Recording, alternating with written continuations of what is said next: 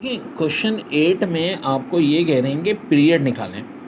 देखो, अगर ए स्क्वायर ए के बराबर आएगा तो पीरियड 1 होगा, लेकिन अगर ए क्यूब ए के बराबर आएगा तो पीरियड 2 होगा। अब ये हमने ए मैट्रिक्स को 2 बार लिख दिया।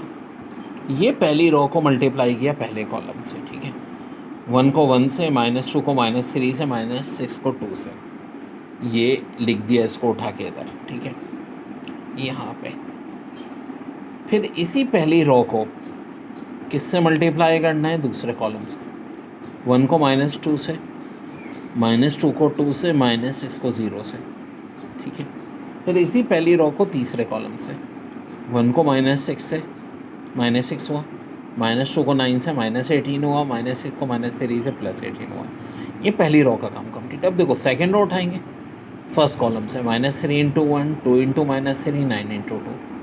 फिर इसी को उठाएंगे और सेकेंड कॉलम से -3 × -2, 2 × 2, 9 0 सा 0।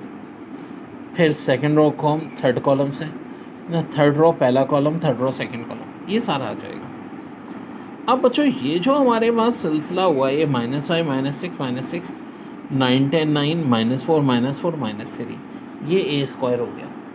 हमें ए क्यूब चाहिए तो बेटा क्या करेंगे? ए स्क्वायर को किससे मल्टीप्लाई करेंगे? ए से। ए स्क्वायर को जब हम ए से मल्टीप्लाई करेंगे बच्चों तो ये आएगा ए क्यूब मेरा, ये पूरा, ठीक है।